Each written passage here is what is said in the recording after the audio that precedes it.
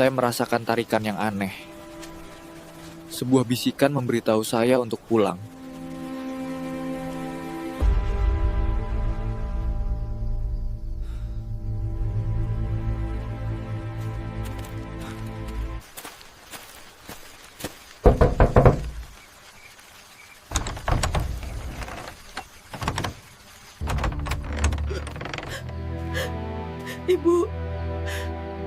Ibu, aku pulang.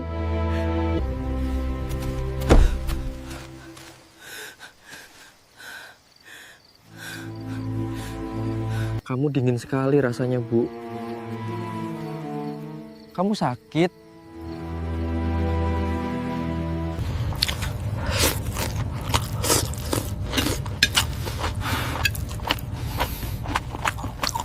Kota ini berisik sekali, Bu.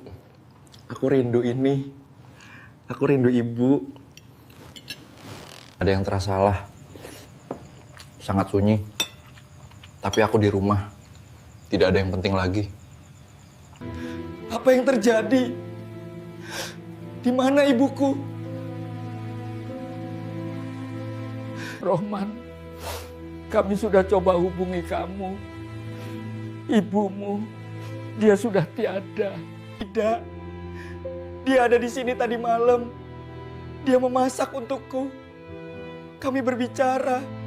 Dia meninggal seminggu yang lalu. Kami menguburkannya pada hari Selasa.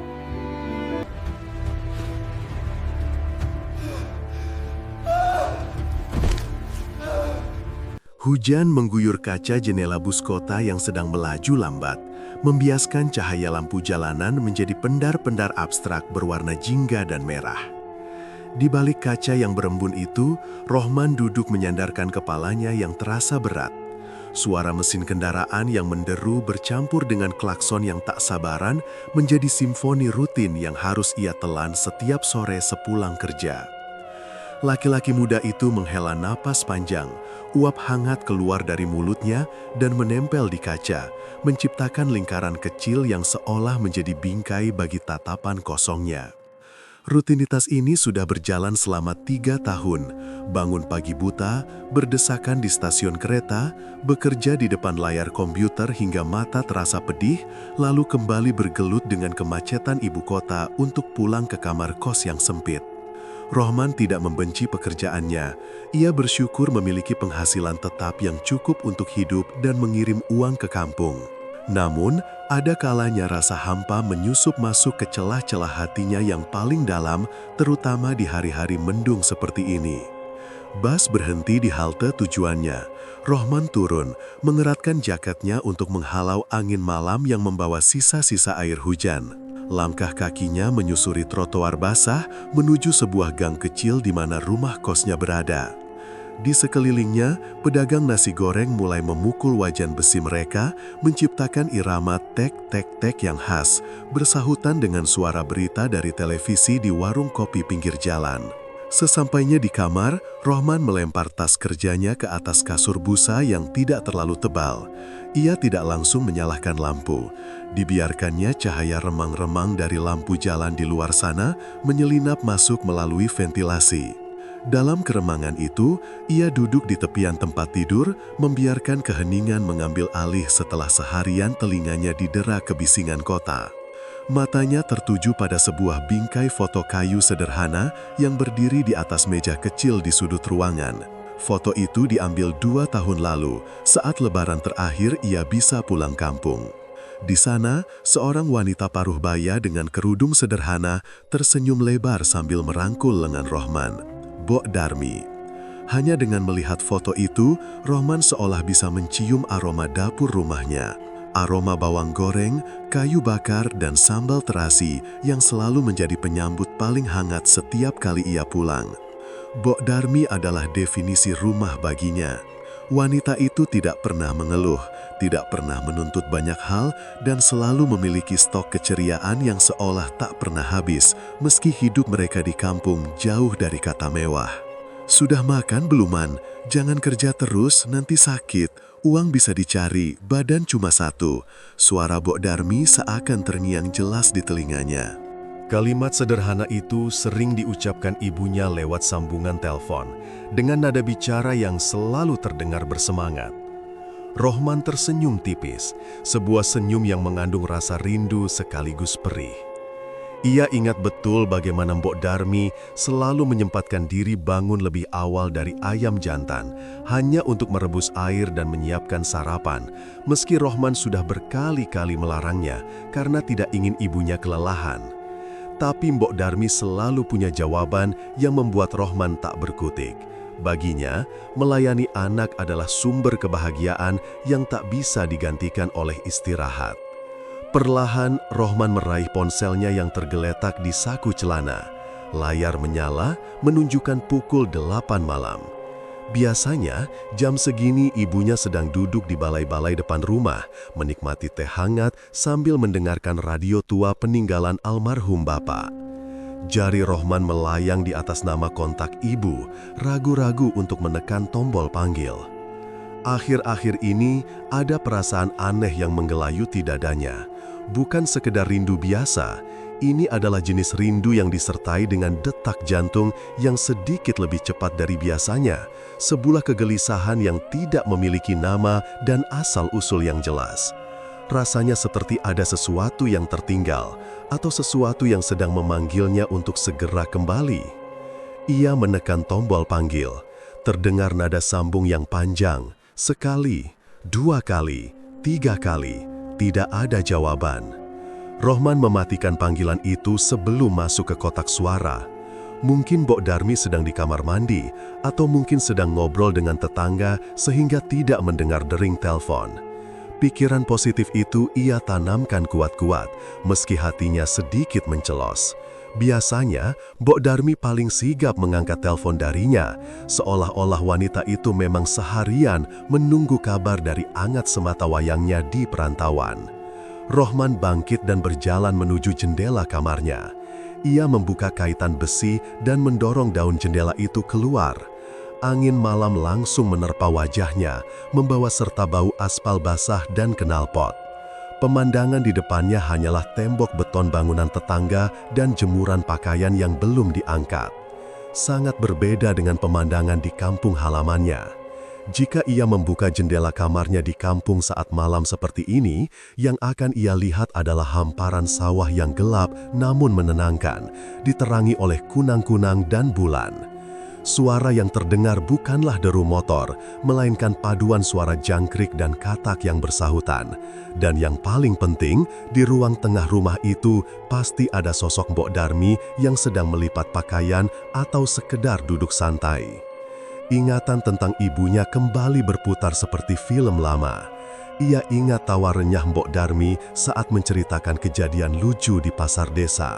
Ia ingat tangan kasar ibunya yang mengusap punggungnya saat ia demam tinggi waktu kecil. Kasih sayang itu begitu murni, begitu tulus, hingga rasanya sesak bagi Rohman untuk menanggung jarak ratusan kilometer yang memisahkan mereka saat ini. Kenapa rasanya tidak tenang begini ya? Gumam Rohman pelan, lebih kepada dirinya sendiri. Tangannya tanpa sadar memegang dadanya sendiri. Ada rasa sesak yang halus, seperti ada kabut tipis yang menyelimuti paru-parunya. Perasaan ini sudah muncul sejak 2 hari yang lalu.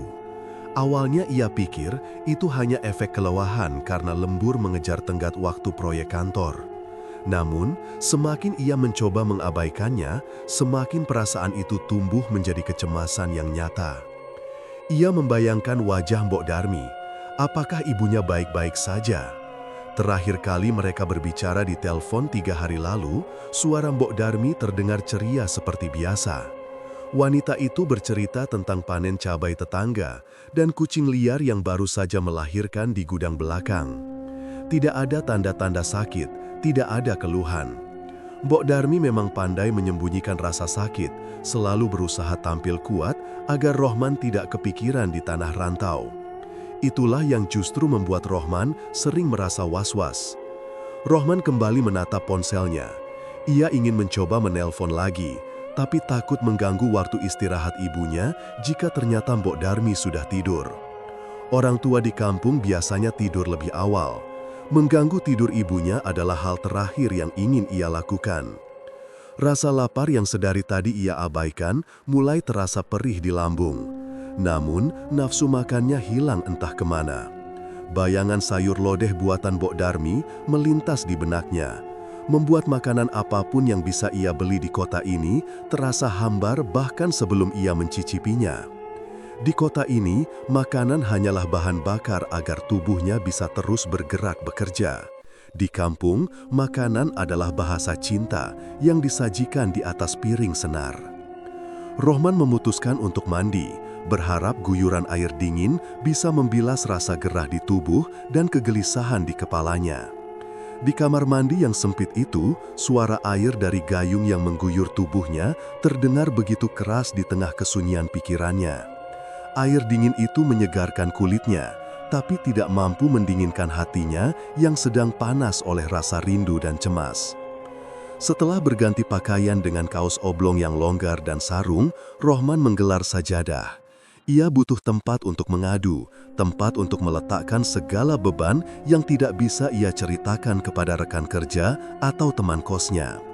Dalam sujud yang panjang, bayangan wajah Mbok Darmi kembali hadir. Kali ini lebih jelas, seolah sedang menatapnya dengan pandangan teduh. Selesai berdoa, Rohman melipat sajadahnya dan kembali duduk di tepi kasur. Ia mengambil foto bingkai itu lagi. Diusapnya wajah ibunya dalam foto itu dengan ibu jari. Kaca bingkai itu terasa dingin, kontras dengan kehangatan yang selalu ia rasakan saat berada di dekat sosok aslinya. "Bu, Rohman rindu," bisiknya lirih di kamar yang sepi itu. Kalimat itu sederhana, namun memuat beban emosi yang berat. Di kota besar yang menawarkan jutaan mimpi ini, Rohman merasa kerdil.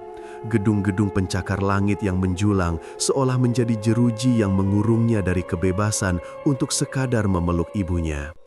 Ia sadar, perantauan adalah pilihan yang ia ambil demi masa depan yang lebih baik, demi membahagiakan Bok Darmi. Namun, malam ini, ia mempertanyakan kembali segalanya. Apakah semua kerja keras ini sepadan jika ia harus terus-menerus digerogoti oleh jarak dan waktu yang terbuang? Matanya beralih ke kalender yang tergantung di dinding. Masih ada 3 bulan lagi sebelum libur panjang berikutnya. 3 bulan terasa seperti 3 abad baginya saat ini. Tiba-tiba, ponselnya bergetar di atas kasur, memecah lamunannya. Layar menyala terang.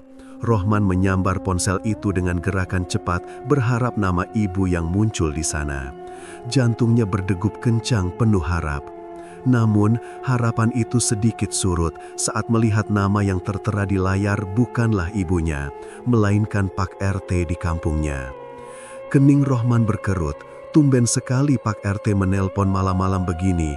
Biasanya, jika ada urusan administrasi desa atau iuran, beliau hanya akan mengirim pesan singkat. Mengapa harus menelpon?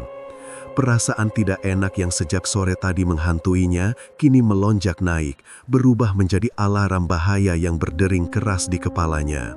Tangannya sedikit gemetar saat menggeser tombol hijau di layar ponsel.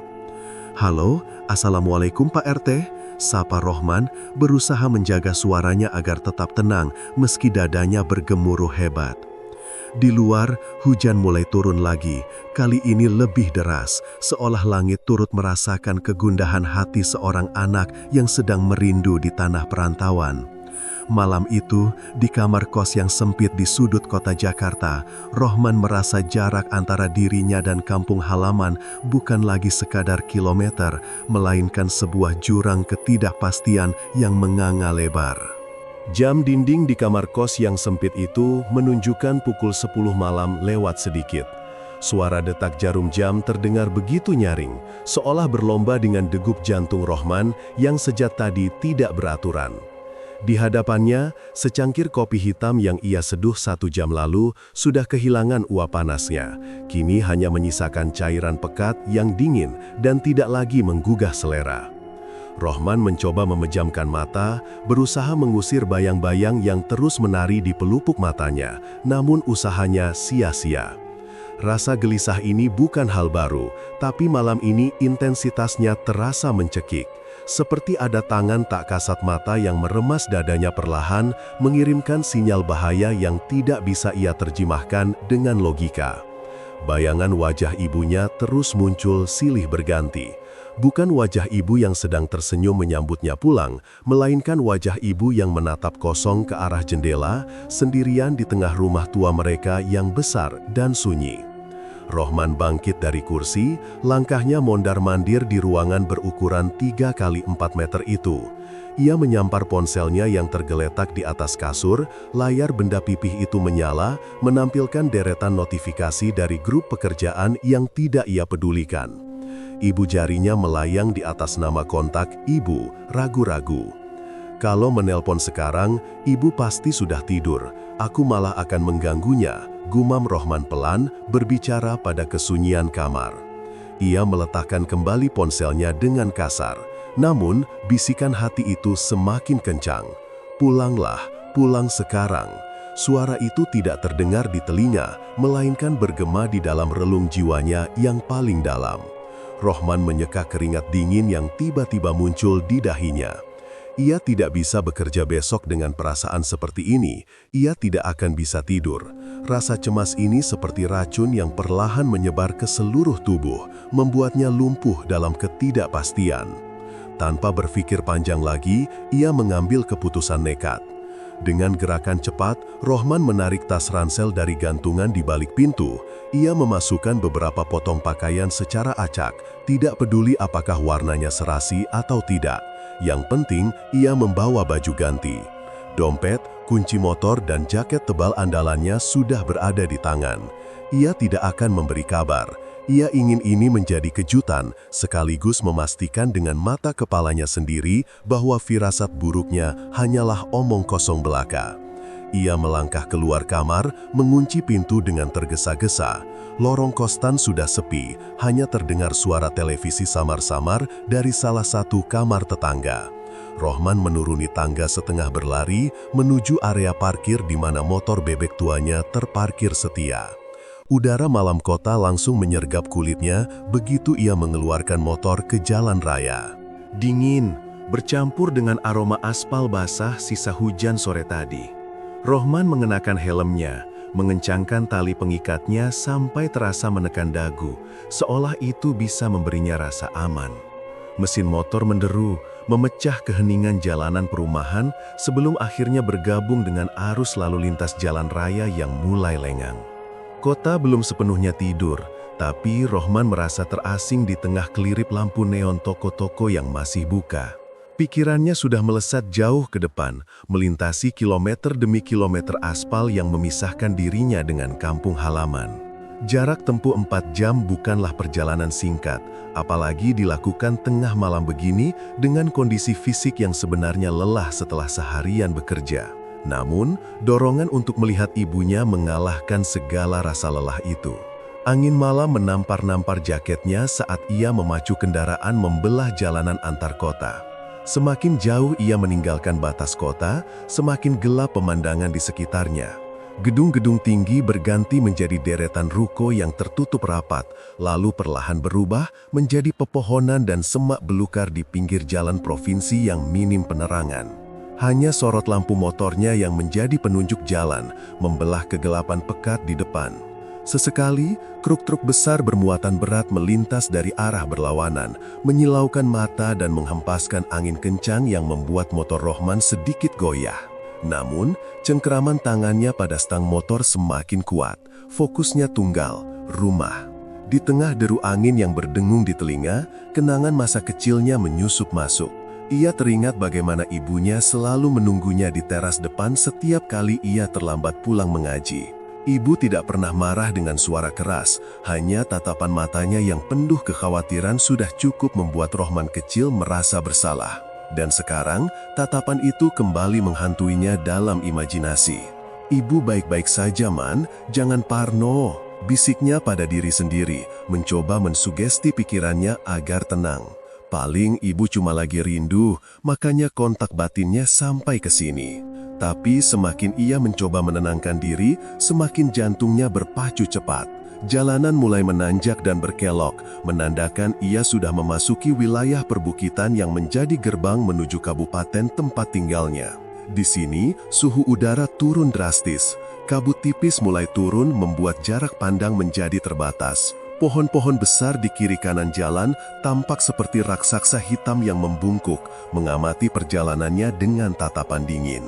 Rohman melirik jam di pergelangan tangannya sekilas di bawah sorot lampu jalan yang remang. Hampir tengah malam. Seharusnya ia berhenti sebentar untuk istirahat atau sekedar minum kopi di warung pinggir jalan, tapi kakinya enggan menurunkan persneling. Ia takut jika berhenti, keberaniannya akan surut, atau rasa kantuk akan menyerangnya dan memaksanya menunda perjalanan. Ia terus melaju. Suara jangkrik dan binatang malam mulai terdengar nyaring saat ia melewati area hutan jati. Kesunyian di jalanan ini terasa berbeda dengan kesunyian di kamar kosnya tadi. Di sini, sunyinya terasa purba dan menekan. Perasaan bahwa ada sesuatu yang salah di rumah kembali menyengatnya, kali ini lebih tajam. Tiba-tiba, Rohman teringat percakapan terakhir dengan ibunya seminggu yang lalu via telepon. Suara ibu terdengar agak parau saat itu. Ketika ditanya, ibu hanya menjawab kalau beliau sedikit batuk karena cuaca. Rohman, dengan kesibukan kerjanya, hanya menyarankan ibu minum obat warung dan beristirahat, lalu menutup telepon karena harus segera rapat. Penyesalan seketika memukul ulu hatinya. Kenapa ia tidak bertanya lebih lanjut? Kenapa ia begitu mudah percaya bahwa itu hanya batuk biasa? Bodoh, rutuknya keras-keras, suaranya hilang ditelan angin. Anak macam apa aku ini? Ia menambah kecepatan motornya sedikit lagi, mengabaikan rasa dingin yang mulai menembus lapisan jaket dan menusuk tulang. Ia ingin segera sampai. Ia ingin segera melihat lampu teras rumah yang menyala redup. Ia ingin mengetuk pintu dan melihat wajah ibunya yang terkejut namun bahagia, lalu memeluk wanita tua itu erat-erat. Ia ingin meminta maaf karena pulang tanpa kabar dan meminta maaf karena jarang pulang. Jalanan mulai menurun dan kelirip lampu rumah-rumah penduduk mulai terlihat di kejauhan, seperti kunang-kunang yang terdampar di lembah. Itu adalah tanda bahwa ia sudah dekat. Desa tempatnya lahir dan tumbuh sudah tidak jauh lagi. Biasanya, pemandangan ini akan membawa rasa hangat dan damai, sebuah tanda bahwa ia kembali ke pelukan asal-usulnya. Namun malam ini, pemandangan lampu-lampu desa itu justru terlihat suram di matanya. Rohman memelankan laju motornya saat memasuki jalanan desa yang tidak lagi beraspal mulus. Lubang-lubang jalan memaksanya untuk bermanuver hati-hati. Suasana desa benar-benar mati. Tidak ada ronda malam, tidak ada pemuda yang nongkrong di pos kamling. Semua pintu rumah tertutup rapat, seolah menyembunyikan diri dari kegelapan malam. Jantung Rohman berdegup kencang saat ia membelokkan motor ke gang kecil menuju rumahnya. Gang itu gelap gulita, lampu jalan swadaya masyarakat yang biasanya menyala kini mati total. Hanya sorot lampu motornya yang menyapu pagar-pagar bambu dan tanaman liar di pinggir jalan. Perasaannya semakin tidak enak. Ia akhirnya sampai di depan pekarangan rumahnya. Rohman mematikan mesin motor, membiarkan keheningan total mengambil alih. Ia duduk terpaku di atas sadel motornya selama beberapa detik, matanya menatap nanar ke arah rumah masa kecilnya. Gelap. Rumah itu gelap gulita. Tidak ada lampu teras yang menyala, padahal ibunya selalu, tanpa kecuali, menyalakan lampu teras setiap malam sebagai tanda bahwa ada kehidupan di dalam sana. Bahkan lampu ruang tengah yang biasanya dibiarkan menyala redup agar ibu tidak tersandung saat ke kamar mandi, juga tidak terlihat bias cahayanya dari celah jendela. Rumah itu berdiri kaku, diselimuti kegelapan pekat yang membuatnya tampak asing dan menakutkan. Pohon mangga besar di halaman depan berdesir pelan tertiup angin. Suaranya seperti bisikan orang-orang yang sedang berduka. Rohman turun dari motor dengan kaki gemetar. Ia melepas helmnya dan meletakkannya sembarangan di atas jok. Langkahnya berat saat ia mendorong pagar besi yang berkarat. Pagar itu mengeluarkan bunyi derit panjang yang menyayat kesunyian malam. Krit! Suara yang biasanya akan membuat ibunya terbangun dan mengintip dari jendela. Tapi kali ini tidak ada tirai yang tersibak.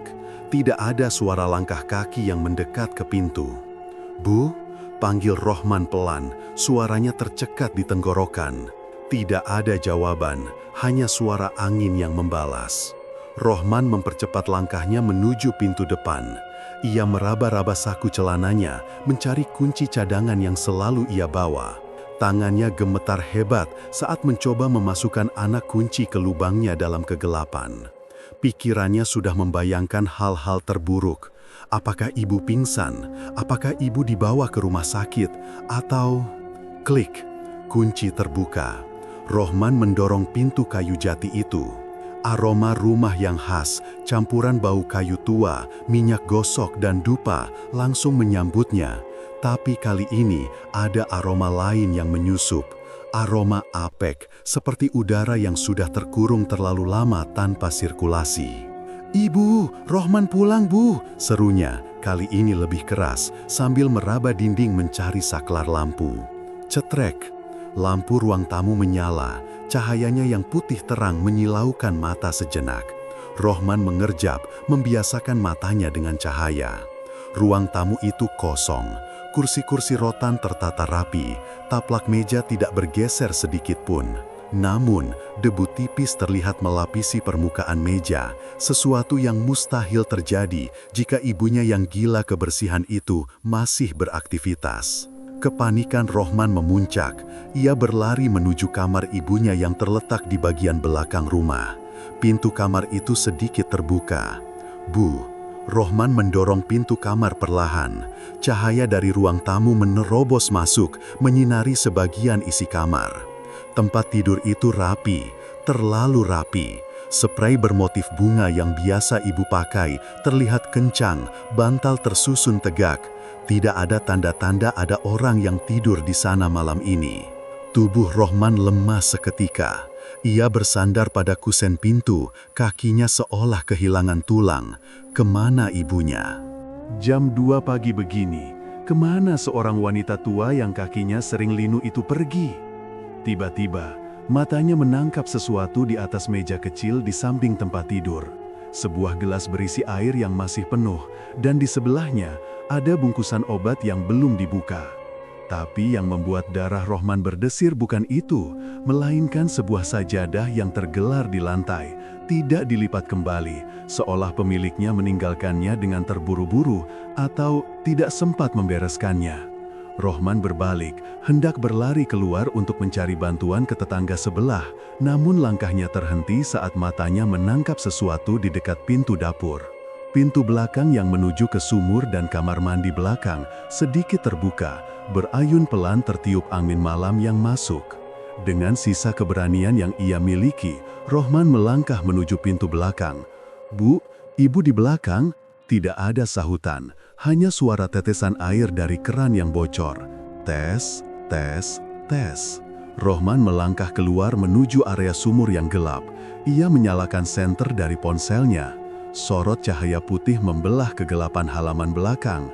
Dan di sanalah, di dekat balai-balai bambu tempat biasa ibunya menjemur pakaian, Rohman melihat sesuatu yang membuatnya menjatuhkan ponselnya ke tanah. Sebuah kain jarik batik milik ibunya tergeletak di tanah, kotor terkena lumpur. Namun, ibunya tidak ada di sana. Malam itu, di tengah kesunyian desa yang mencekam, Rohman merasakan ketakutan terbesar dalam hidupnya menjadi nyata. Bisikan hati yang memanggilnya pulang ternyata bukan sekadar rindu, melainkan sebuah jeritan minta tolong yang terlambat ia sadari. Ia berdiri mematung di tengah kegelapan, dikelilingi oleh sunyi yang kini terasa begitu bising di kepalanya. Deru mesin bus antar kota itu perlahan menghilang di tikungan jalan, meninggalkan kepulan asap hitam yang segera tertelan oleh gelapnya malam. Rohman berdiri mematung di pinggir jalan raya, satu-satunya titik di mana aspal mulus bertemu dengan jalanan berbatu yang mengarah masuk ke pedalaman. Kini hanya ada dia, tas besar yang menyangga beban di pundaknya, dan keheningan yang menyergap seketika begitu suara kendaraan tak lagi terdengar. Udara malam itu terasa jauh lebih dingin daripada yang ia ingat. Bukan sekadar dingin yang menusuk kulit, melainkan hawa lembab yang seolah merayap masuk ke dalam tulang. Rohman membetulkan letak jaketnya, menarik resleting hingga ke leher, lalu memutar tubuh menghadap jalan masuk desanya. Di hadapannya, jalan setapak itu tampak seperti lorong gelap yang tak berujung. Pepohonan besar di kiri dan kanan jalan menunduk layu, dahan-dahannya saling bertautan di atas kepala seakan membentuk atap alami yang menghalangi cahaya bulan. Kabut tipis mulai turun, merayap perlahan di atas permukaan tanah, menyamarkan bebatuan dan lubang-lubang jalan yang siap menjegal langkah siapapun yang tak waspada. Rohman menghela nafas panjang, menciptakan uap putih yang segera pudar di udara. Kakinya mulai melangkah, suara sepatu yang beradu dengan kerikil menjadi satu-satunya irama yang memecah kesunyian. Ia sudah lama tidak pulang. Terakhir kali ia menapaki jalan ini, matahari bersinar terik dan burung-burung masih berkicau riang. Namun malam ini, desanya terasa berbeda, terasa asing. Jarak dari jalan raya menuju pemukiman warga sebenarnya tidak terlalu jauh, mungkin hanya butuh waktu 15 menit berjalan kaki. Namun, dalam kegelapan yang pekat ini, setiap meter terasa begitu panjang. Pohon-pohon bambu yang tumbuh rimbun di sisi jalan bergesekan satu sama lain karena tiupan angin, menghasilkan suara gerit yang memilukan, mirip seperti rintihan panjang yang tertahan. Rohman mencoba mengabaikan perasaan tidak enak yang mulai tumbuh di dadanya. Ia fokus pada tujuannya. Bayangan wajah orang tuanya, rumah masa kecilnya, dan kehangatan yang ia rindukan menjadi bahan bakar untuk terus melangkah, meski kakinya terasa semakin berat. Semakin jauh ia masuk ke dalam, kabut semakin tebal. Jarak pandangnya terbatas hanya beberapa langkah ke depan. Ia harus menyipitkan mata, mencoba mengenali siluet bangunan atau pagar tanaman yang bisa menjadi penanda bahwa ia sudah dekat. Desa ini benar-benar sepi. Biasanya, meski tengah malam, setidaknya ada suara jangkrik yang bersautan atau gonggongan anjing dari kejauhan. Namun kali ini, alam seolah membisu, senyap yang menekan gendang telinga. Ia melewati pos ronda di perbatasan dusun. Bangunan kecil dari kayu itu kosong melompong. Kentongan bambu tergantung diam, berdebu, seolah sudah lama tidak dipukul untuk menandakan waktu atau bahaya. Lampu bohlam yang biasanya menyala remang di sana kini mati, menyisakan kegelapan total di sudut itu. Rohman berhenti sejenak, mengamati pos ronda itu dengan kening berkerut. Kemana orang-orang? Batinnya. Biasanya, Pak RT atau para pemuda desa sering menghabiskan waktu di sini sekadar bermain kartu atau mengobrol hingga pagi.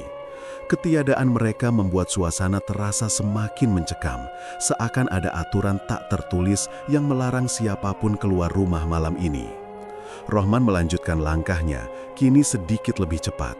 Ia melewati deretan rumah tetangga yang semuanya tertutup rapat. Pintu-pintu terkunci, jendela-jendela tertutup tirai tebal.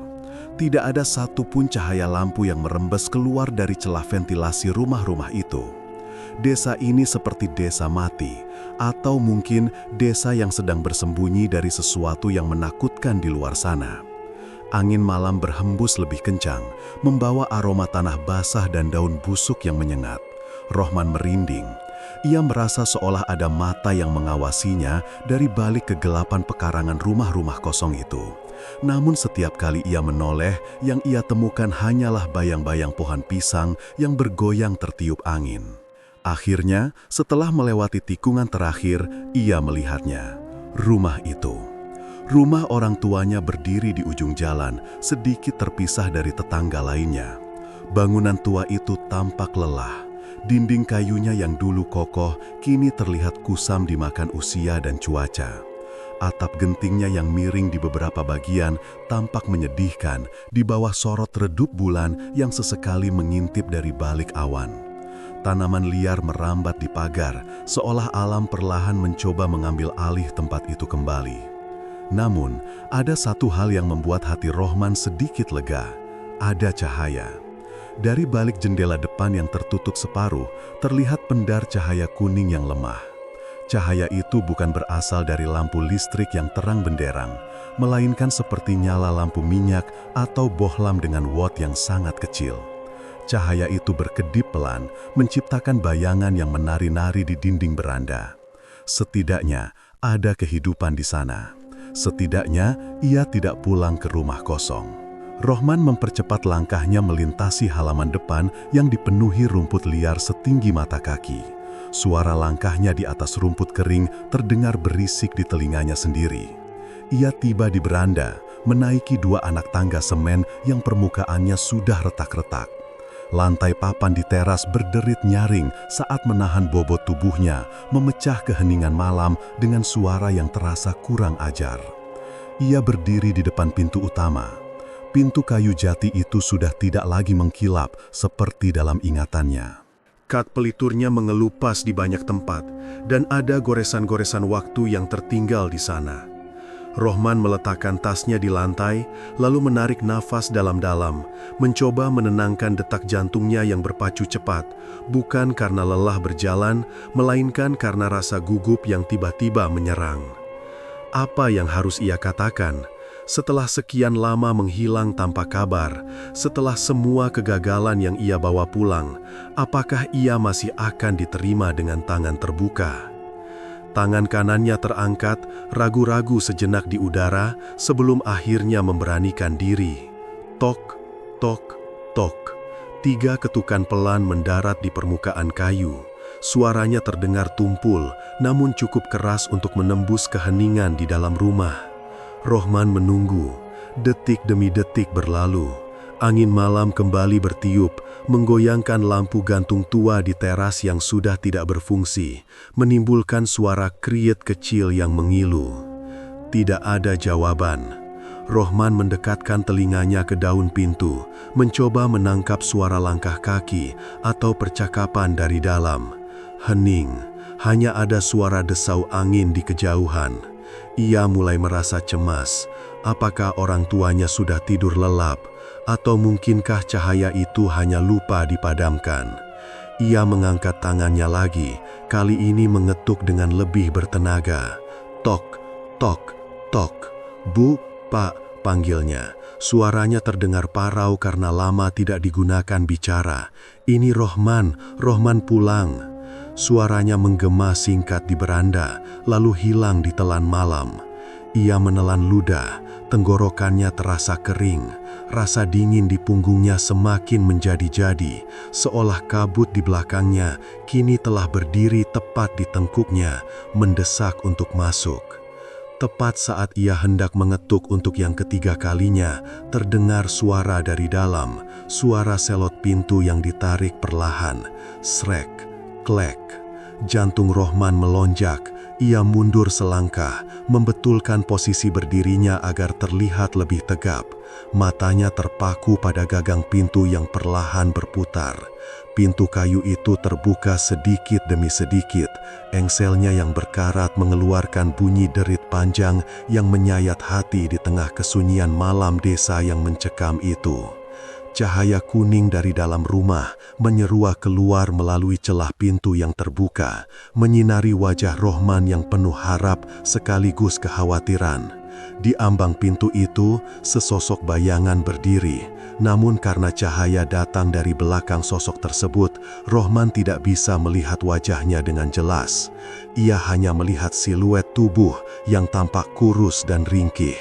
Siapa? Suara itu terdengar lirih, serak, dan bergetar.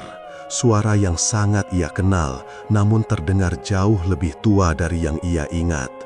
"Ini Rohman, Pak," jawabnya cepat, menahan gejolak emosi yang tiba-tiba naik ke kerongkongan. "Anak Bapak." Hening sejenak, sosok itu tidak langsung bergerak. Ia diam mematung di ambang pintu, seolah sedang mencerna kata-kata yang baru saja didengarnya. Atau mungkin memastikan bahwa sosok di depannya bukanlah hantu yang tercipta dari kerinduan semata. Perlahan, pintu dibuka lebih lebar. Cahaya pelita di atas meja ruang tamu kini menyinari separuh wajah lelaki tua di hadapannya. Wajah itu dipenuhi kerutan dalam, matanya cekung dengan kantung mata yang menghitam, dan rambutnya yang dulu hitam kini telah memutih seluruhnya. Bapaknya tampak jauh lebih tua dari usianya. Ada tatapan yang sulit diartikan di mata lelaki tua itu. Bukan sekedar terkejut atau bahagia, melainkan ada campuran rasa takut dan kelelahan yang aneh. "Rohman," bisik bapaknya lagi, kali ini dengan nada tidak percaya. Tangan keriputnya terulur gemetar, seakan ingin menyentuh wajah anaknya untuk memastikan ia nyata. Kau benar-benar pulang?" "Iya Pak, Rohman pulang." Rohman meraih tangan ayahnya yang dingin dan mencium punggung tangan itu dengan takzim. Aroma minyak urut dan tembakau menyapa hidungnya, aroma yang seketika meruntuhkan pertahanan dirinya. "Maafkan Rohman, baru pulang sekarang." Bapaknya tidak menjawab dengan kata-kata. Ia hanya menarik tangan Rohman, menggenggamnya erat-erat, seolah takut jika ia melepaskannya, anaknya akan lenyap kembali di telan kabut malam. Namun, genggaman itu terasa dingin dan kaku, berbeda dengan kehangatan yang dulu selalu ia rasakan. "Masuk nak, cepat masuk," ujar bapaknya tiba-tiba dengan nada mendesak, matanya liar menyapu kegelapan di halaman belakang Rohman. "Jangan berlama-lama di luar, malam ini tidak aman." Rohman mengernyit bingung mendengar nada bicara ayahnya yang penuh ketakutan, tapi ia menurut. Ia melangkah masuk melintasi ambang pintu, membawa serta hawa dingin malam ke dalam ruang tamu yang pengap. Begitu Rohman masuk, bapaknya segera menutup pintu dengan tergesa-gesa. Bunyi kunci yang diputar 2 kali dan selot besi yang digeser terdengar begitu keras di ruangan sempit itu. Rohman menurunkan tasnya ke lantai ubin yang dingin, matanya menyapu sekeliling ruangan. Rumah ini tidak banyak berubah, hanya perabotannya yang tampak semakin usang. Kursi rotan di sudut ruangan sudah jebol anyamannya, dan foto-foto di dinding sudah memudar warnanya. Namun, yang paling menarik perhatian Rohman adalah suasana di dalam rumah. Udaranya terasa berat, dan cahaya lampu minyak di atas meja makan itu adalah satu-satunya sumber penerangan. Listrik padam atau memang sengaja tidak dinyalakan? "Kenapa gelap sekali, Pak? Listriknya mati?" tanya Rohman sambil menatap ayahnya yang masih berdiri membelakangi pintu, bahunya naik turun mengatur nafas. Bapaknya berbalik perlahan, wajahnya diterpa cahaya remang-remang yang membuat bayangan di wajahnya terlihat semakin tegas. Ia menatap Rohman lurus-lurus, tatapan yang menyiratkan beban berat yang selama ini dipikul sendirian. "Bukan mati lampu, Man," jawab bapaknya dengan suara rendah, hampir berbisik. "Kita tidak boleh menyalakan lampu terang. Mereka tidak suka cahaya." Rohman tertegun. Kalimat itu terdengar ganjil dan tidak masuk akal. "Mereka? Siapa maksud bapak?" Belum sempat bapaknya menjawab, suara langkah kaki menyeret terdengar dari arah ruang tengah. Rohman menoleh dan melihat ibunya muncul dari balik tirai kamar. Wanita itu tampak lebih kurus dari bapak, tubuhnya dibalut selimut tebal meski berada di dalam rumah. Wajahnya pucat pasi, namun matanya langsung berbinar basah begitu melihat sosok yang berdiri di ruang tamu. "Rohman," panggil ibunya lirih, suaranya pecah oleh tangis. Tanpa memperdulikan pertanyaan aneh bapaknya tadi, Rohman bergegas menghampiri ibunya dan memeluk wanita itu erat-erat. Tangis ibunya pecah di pelukannya, tangisan yang terdengar pilu dan menyayat hati, seakan menumpahkan segala kesedihan yang telah lama dipendam. Namun, di tengah isak tangis ibunya dan tatapan waspada bapaknya yang terus mengawasi jendela, Rohman menyadari satu hal. Kepulangannya kali ini bukan sekedar pulang ke rumah. Ada sesuatu yang salah dengan desa ini, ada sesuatu yang salah dengan rumah ini, dan ketakutan yang terpancar dari mata kedua orang tuanya bukanlah ketakutan biasa. Malam itu, di dalam rumah yang remang-remang, Rohman merasa bahwa ia baru saja melangkah masuk ke dalam mimpi buruk yang nyata. Suara derit engsel pintu yang berkarat memecah keheningan malam, terdengar begitu nyaring dan menyakitkan di telinga. pintu kayu jati yang kokoh itu terbuka perlahan, seolah ada tangan tak kasat mata yang menariknya dari dalam dengan kehati-hatian yang berlebihan. Rohman menahan napas, matanya terpaku pada celah yang semakin melebar, menanti apa atau siapa yang akan muncul dari balik kegelapan rumah masa kecilnya itu. Cahaya lampu bohlam yang remang-remang dari ruang tengah perlahan menyapu beranda, memperlihatkan sesosok tubuh yang sangat Rohman kenal. Di sana, berdiri tepat di ambang pintu adalah Bok Darmi. Wanita tua itu mengenakan kebaya lusuh bermotif bunga-bunga kecil yang warnanya sudah memudar termakan usia, dipadukan dengan kain jarik coklat tua. Rambutnya yang memutih digelung sederhana di belakang kepala, persis seperti ingatan terakhir Rohman tentang ibunya sebelum ia merantau bertahun-tahun lalu. Rasa lega seketika membanjiri dada Rohman, menghapuskan ketegangan yang sempat mencengkram lehernya saat melewati jalan desa yang gelap gulita tadi. Segala rasa takut akan hal-hal ganjil yang ia rasakan di perjalanan seolah menguap begitu melihat wajah familiar itu. "Ibu," panggil Rohman dengan suara bergetar. Kerinduan yang selama ini ia pendam meledak seketika. Tanpa pikir panjang, ia melangkah maju, menjatuhkan tas besar yang sedari tadi membebani bahunya ke lantai teras dan langsung menghambur ke dalam pelukan wanita itu. Namun, saat lengan Rohman melingkari tubuh ringkih itu, ada sensasi aneh yang menyergap kulitnya. Dingin. Bukan sekadar dingin karena udara malam atau angin pegunungan yang menusuk tulang. Dingin yang dirasakan Rohman saat menyentuh kulit Bok Darmi terasa tidak wajar, seakan-akan ia sedang memeluk sebongkah es atau menyentuh permukaan dinding batu di pagi buta. Rasa dingin itu menembus kain kemeja tipis yang dikenakan Rohman, merambat cepat ke seluruh saraf tubuhnya hingga membuatnya sedikit tersentak. Rohman melonggarkan pelukannya sedikit, menatap wajah ibunya dengan dahi berkerut. Wajah Bok Darmi tampak jauh lebih pucat dari biasanya. Kulitnya yang keriput terlihat putih seperti kertas, tanpa rona merah sedikit pun.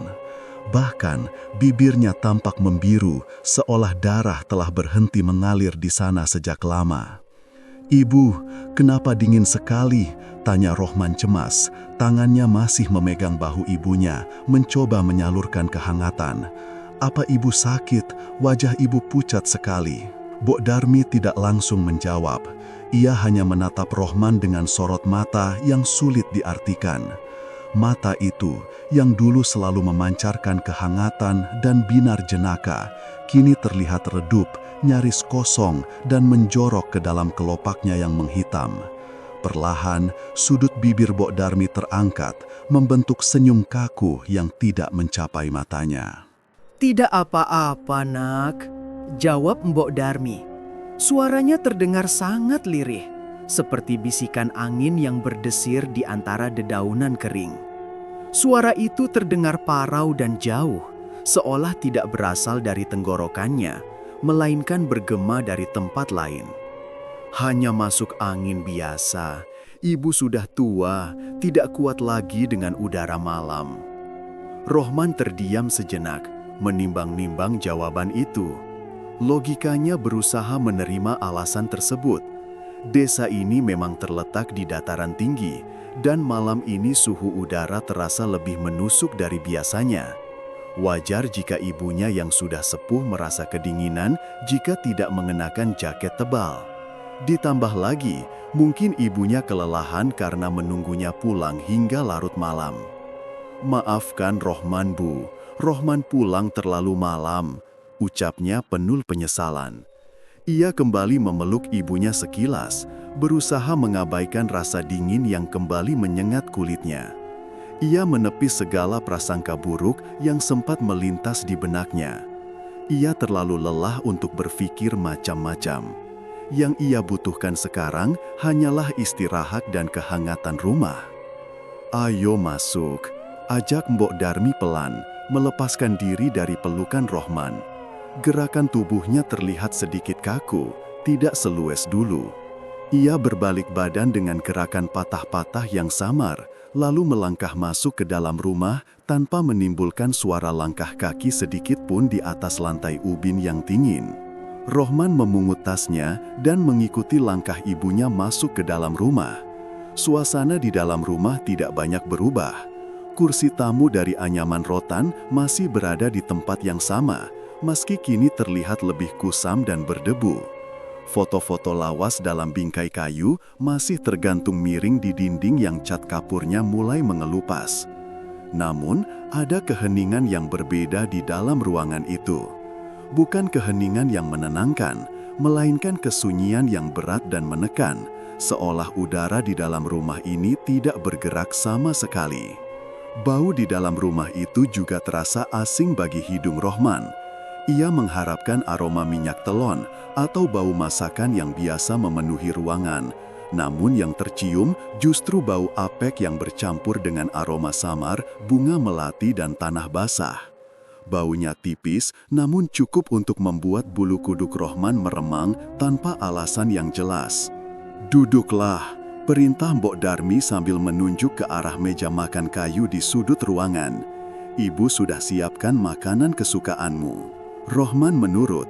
Ia meletakkan tasnya di dekat kaki meja dan duduk di salah satu kursi kayu yang berderit nyaring saat menahan berat tubuhnya. Di atas meja, tertutup tudung saji anyaman bambu, tersedia beberapa piring laut pauk. Mbok Darmi membuka tudung saji itu dengan tangan gemetar.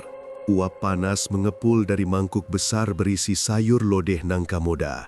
Aroma santan dan rempah-rempah seketika menyeruak, sedikit menyamarkan bau apek di ruangan itu. Di sampingnya, ada piring berisi tempe goreng yang terlihat renyah dan sambal terasi yang menggugah selera. Perut Rohman seketika berbunyi nyaring. Ia baru sadar bahwa ia belum makan apapun sejak siang tadi. "Makanlah yang banyak," kata Mbok Darmi.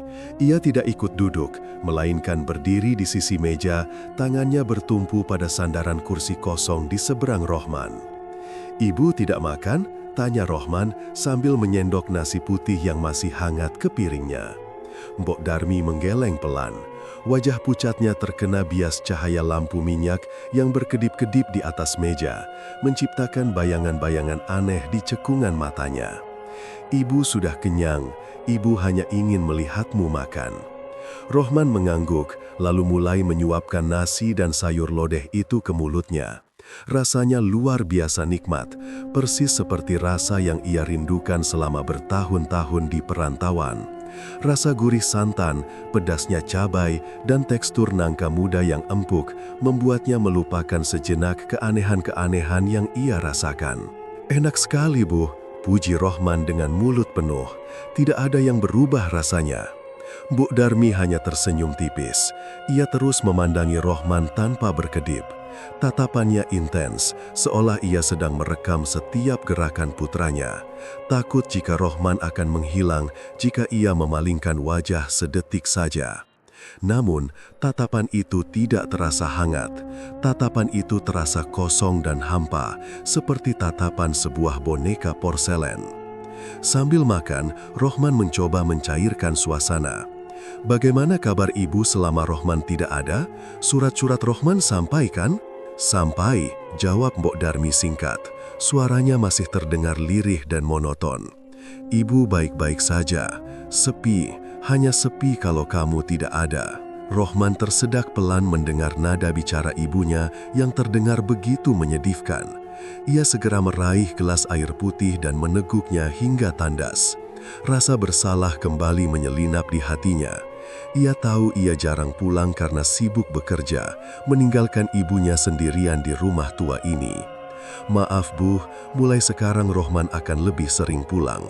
Atau kalau ibu mau, ibu bisa ikut Rohman ke kota," tawar Rohman bersungguh-sungguh. Hening sejenak, Mbok Darmi tidak langsung merespons. Suasana rumah mendadak terasa semakin senyap, seolah dinding-dinding rumah ikut mendengarkan percakapan mereka. Hanya suara jangkrik dari luar yang terdengar sayup-sayup. "Tidak bisa, Nak," tolak Mbok Darmi pelan. "Tempat ibu di sini, ibu tidak bisa pergi kemana-mana lagi. Rumah ini sudah menjadi satu dengan ibu." Jawaban itu terdengar ambigu di telinga Rohman. Namun ia mengartikannya sebagai keengganan orang tua untuk meninggalkan tanah kelahirannya. Ia tidak ingin memaksa malam ini. Rohman melanjutkan makannya, meski kini seleranya sedikit berkurang karena merasa diperhatikan terus-menerus. Setiap kali ia mendongak, mata Mbok Darmi masih terpaku padanya. Tidak ada kedipan. Dada wanita tua itu juga tampak tenang, nyaris tidak terlihat naik turun layaknya orang yang sedang bernapas. "Bu, kenapa berdiri saja? Duduklah," pinta Rohman lagi, merasa tidak nyaman.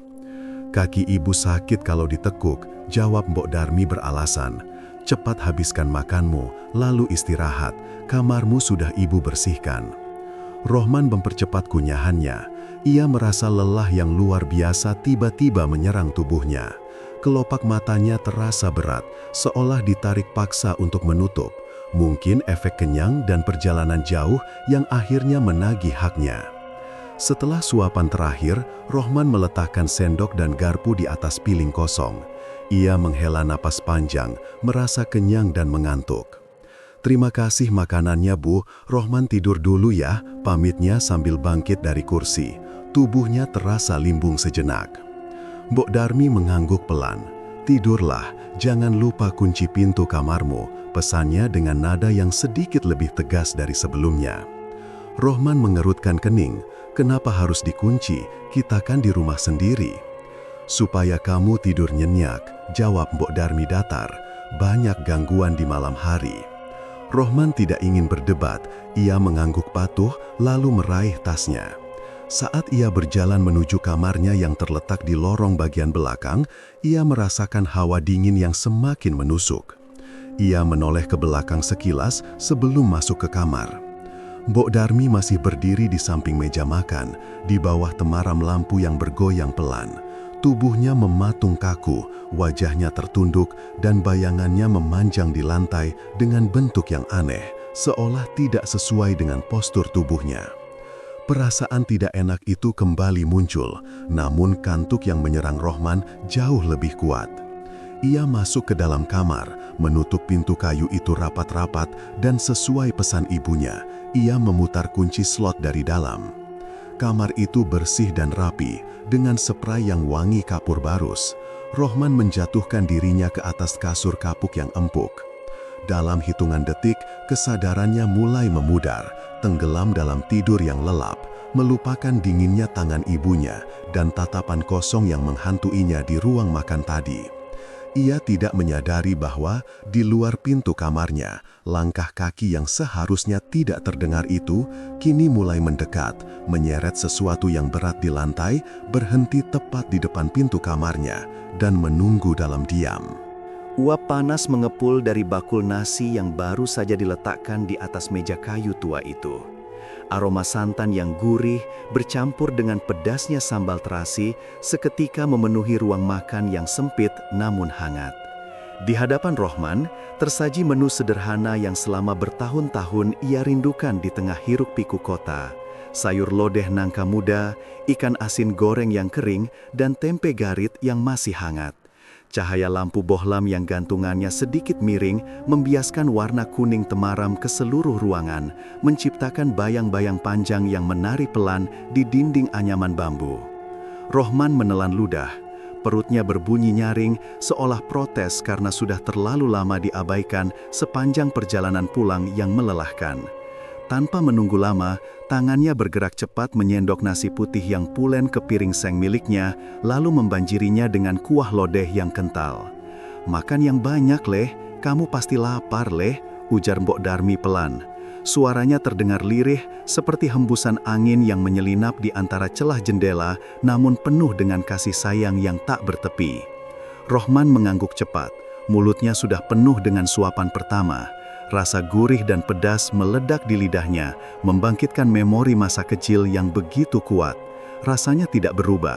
Masakan ibunya selalu memiliki bumbu rahasia yang tidak pernah bisa ia temukan di warung makan manapun di Jakarta, bahkan di restoran mahal sekalipun. Bumbu itu adalah ketulusan.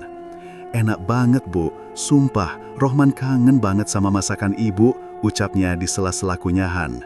Ia mengambil sepotong ikan asin, meremukkan sedikit bagiannya, dan melahapnya bersama nasi. Di kota, Rohman makannya cuma pecel lele pinggir jalan atau mie instan. Gak ada yang bisa ngalahin lodeh buatan ibu. Mbok Darmi tidak menjawab dengan kata-kata. Wanita tua itu hanya tersenyum tipis, sebuah senyum yang sulit diartikan. Di sudut bibirnya ada kebahagiaan melihat putranya makan dengan lahap, namun di matanya tersimpan genangan kesedihan yang dalam. Ia duduk di seberang meja, tidak menyentuh makanannya sendiri. Tangannya yang keriput dan kurus hanya tertumpu di atas meja, sesekali membetulkan letak piring lauk agar lebih dekat ke jangkauan Rohman. Sambil terus menyantap makanannya, Rohman mulai bercerita. Ia merasa perlu memecah keheningan yang terasa sedikit ganjil malam itu. Biasanya, ibunya akan memberondongnya dengan pertanyaan, kapan nikah, gajinya berapa, sehat tidak, tapi malam ini, Mbok Darmi lebih banyak diam, menjadi pendengar yang setia. Kerjaan di sana makin berat, Bu. Rohman memulai ceritanya. Nada suaranya sedikit menurun, melepaskan beban yang selama ini ia pikul sendiri. Bos Rohman galak, tiap hari marah-marah kalau target gak kecapek, macetnya juga ampun-ampunan. Berangkat gelap, pulang gelap. Kadang Rohman mikir, buat apa cari uang mati-matian kalau nggak bisa ngerasain tenang? Ia berhenti sejenak untuk minum dari gelas lurik yang berisi teh manis hangat. Makanya Rohman mutusin pulang sebentar. Rohman capek, Bu. Pengen istirahat di rumah, pengen nemenin ibu. Lanjutnya, ia menatap wajah ibunya lekat-lekat. Dalam cahaya yang remang, guratan penuaan di wajah Mbok Darmi terlihat semakin jelas.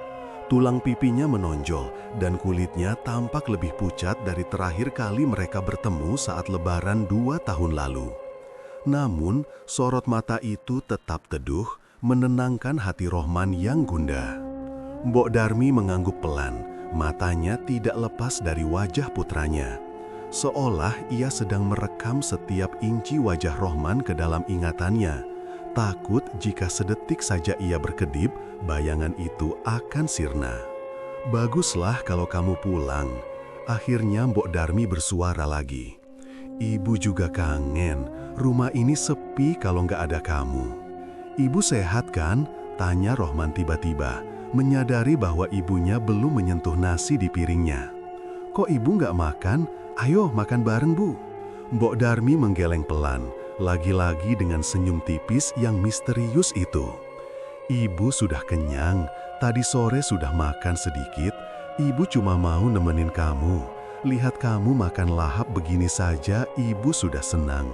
Rohman ingin mendebat, memaksanya makan walau sedikit, tapi ada sesuatu dalam tatapan ibunya yang membuatnya mengurungkan niat. Tatapan itu begitu sendu, namun juga menyiratkan ketegasan yang lembut. Seolah ibunya ingin menikmati momen ini, hanya melihatnya makan tanpa gangguan aktivitas lain.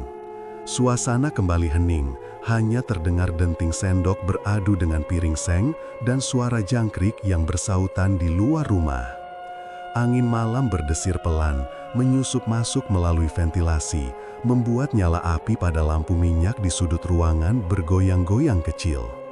Bayangan mereka berdua di dinding tampak memanjang dan bergoyang seiring nyala api. Rohman merasakan keanehan itu lagi, rasa sunyi yang terlalu pekat. Biasanya, meski tinggal sendiri, ibunya akan menyalakan radio tua untuk mendengarkan siaran wayang kulit atau gending Jawa. Tapi malam ini, radio itu bisu di atas lemari. Rumah ini terasa seperti berhenti bernafas, hanya menyisakan mereka berdua dalam gelembung waktu yang lambat. Namun rasa kenyang dan kehangatan masakan ibunya menepi segala prasangka buruk. Rasa nyaman karena berada di rumah sendiri mengalahkan segalanya. Nanti kalau Rohman sudah dapat modal cukup, Rohman mau renovasi dapur ini ya, Bu, kata Rohman. Ia menyeka sisa kuah di sudut bibirnya. Biar ibu masaknya lebih enak, lantainya kita keramik, kompornya ganti gas yang bagusan. Mbok Darmi menatap sekeliling dapur tuanya, lalu kembali menatap Rohman. Matanya berkaca-kaca. Nggak usah repot-repot, Le. Begini saja ibu sudah bersyukur. Yang penting kamu sehat, kamu selamat. Harta itu cuma titipan, nggak dibawa mati. Kata-kata ibunya menohok hati Rohman. Sederhana, tapi dalam. Ia mengangguk takzim. Iya bu, Rohman ngerti. Rohman menghabiskan suapan terakhirnya. Piringnya kini licin tandas. Rasa kenyang yang luar biasa membuatnya menyandarkan punggung ke kursi kayu, mendesah puas. Alhamdulillah, kenyang banget bu, terima kasih ya. Ia hendak bangkit untuk membereskan piring-piring kotor itu. Kebiasaan yang selalu diajarkan ibunya sejak kecil, bahwa laki-laki pun harus bisa mencuci piringnya sendiri. Namun, baru saja tangannya menyentuh tumpukan piring, tangan dingin Mbok Darmi menahannya. Sentuhan itu membuat Rohman sedikit terkejut. Tangan ibunya terasa sangat dingin, seperti baru saja mencuci baju di sumur saat subuh hari. Kontras sekali dengan udara dapur yang hangat karena sisa hawa memasak. Sudah, biarkan saja di situ, cegah Mbok Darmi lembut, menarik tangannya kembali perlahan. Nanti ibu yang bereskan, kamu pasti capek sekali perjalanan jauh. Nggak apa-apa bu, cuma cuci piring sebentar, tolak Rohman halus. Jangan ngeyel, potong Mbok Darmi. Nadanya sedikit lebih tegas, namun tetap lembut. Ia menatap Rohman lurus-lurus. Malam ini kamu istirahat saja, tidur yang nyenyak. Kamarmu sudah ibu bersihkan, spraynya juga sudah diganti yang baru. Rohman menatap wajah ibunya. Ada gurat kelelahan di sana, tapi juga ada kedamaian. Mungkin ibunya benar. Perjalanan bus selama 12 jam memang telah menguras tenaganya. Matanya pun sudah mulai terasa berat, ditarik oleh rasa kantuk akibat perut yang kenyang. Ya sudah, kalau ibu maksa, Rohman menyerah sambil tersenyum. Ia bangkit dari kursi, meregangkan otot-ototnya yang kaku. Tapi besok pagi gantian Rohman yang masak air buat kopi ya. Mbok Darmi tidak menjawab janji itu, hanya mengangguk pelan sekali lagi. Pergilah tidur, jangan lupa berdoa. Rohman melangkah meninggalkan ruang makan menuju kamarnya yang terletak di bagian tengah rumah. Sebelum benar-benar masuk ke kamar, ia menoleh sekali lagi ke arah dapur. Ia melihat ibunya masih duduk di sana, di bawah cahaya lampu yang temaram, menatap piring kosong bekas makannya dengan pandangan yang sulit dijelaskan. Sosok itu terlihat begitu rapuh dan sendiri di tengah bayang-bayang dapur yang memanjang. "Selamat malam, Bu," ucap Rohman pelan. "Selamat tidur, Le," balas ibunya tanpa menoleh. Rohman masuk ke dalam kamarnya dan menutup pintu kayu itu perlahan. Wangi kapur barus dan bantal yang dijemur di bawah matahari menyambutnya. Kamar itu tidak berubah sama sekali sejak ia tinggalkan. Poster pemain bola lawas masih tertempel di dinding. Tumpukan komik di sudut meja dan kasur kapuk yang terlihat mengundang.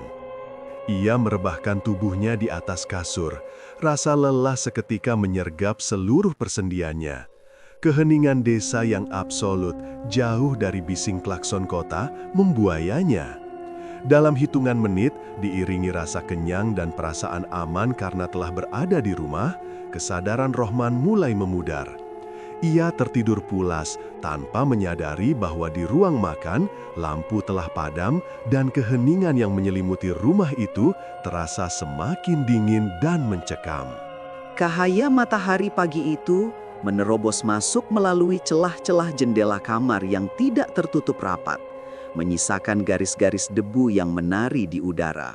Rohman mengerjapkan matanya, berusaha mengusir sisa-sisa mimpi buruk yang terasa begitu nyata. Namun anehnya, ia tidak bisa mengingat satu pun bagian dari mimpi itu. Kepalanya terasa berat, seolah ada batu besar yang menindih tengkoraknya sepanjang malam. Tubuhnya terasa kaku dan pegal, seperti habis melakukan pekerjaan berat atau berjalan sangat jauh. Padahal, seingatnya ia langsung tertidur pulas setelah makan malam bersama ibunya. Ia terdiam sejenak di tepi ranjang, menunggu suara yang biasa menjadi alarm alaminya setiap pagi. Suara denting piring beradu, suara air mendidih, atau seruan ibunya yang menyuruhnya segera mandi sebelum matahari meninggi. Namun, pagi ini berbeda. Hening yang menyelimuti rumah terasa ganjil. bukan hening yang damai, melainkan kesunyian yang mencekam dan dingin, seolah-olah waktu di dalam rumah ini telah berhenti berdetak. Rohman memutar lehernya yang kaku, lalu telinganya menangkap suara lain, bukan dari arah dapur, melainkan dari luar rumah. Suara itu samar, seperti dengungan lebah yang terganggu sarangnya, bercampur dengan isak tangis yang tertahan. Suara-suara itu terdengar asing namun dekat, berkerumun tepat di halaman depan rumahnya. Rohman memutar lehernya yang kaku, lalu telinganya menangkap suara lain, bukan dari arah dapur, melainkan dari luar rumah. Suara itu samar, seperti dengungan lebah yang terganggu sarangnya, bercampur dengan isak tangis yang tertahan. Suara-suara itu terdengar asing namun dekat, berkerumun tepat di halaman depan rumahnya. Rasa penasaran bercampur kecemasan mulai merayap di dada Rohman. Ia bangkit, kakinya merasakan dinginnya lantai ubin yang terasa lebih lembab dari biasanya. Ia melangkah keluar kamar, matanya menyapu ruang tengah yang tampak suram meski hari sudah pagi. Ada bau yang tidak biasa tercium oleh hidungnya. Bau apek yang menyengat, bercampur dengan aroma anyir yang samar, seperti bau tanah basah yang digali paksa atau bangkai tikus yang tersembunyi di plafon. Rohman mengernyit, mencoba mengabaikan bau itu dan fokus pada hiruk-pikuk di luar. "Ibu?" panggilnya pelan. Suaranya serak, kering kerontang. Tidak ada jawaban. Pintu dapur terbuka setengah, tetapi tidak ada asap mengepul atau aroma kopi yang biasa menyambutnya.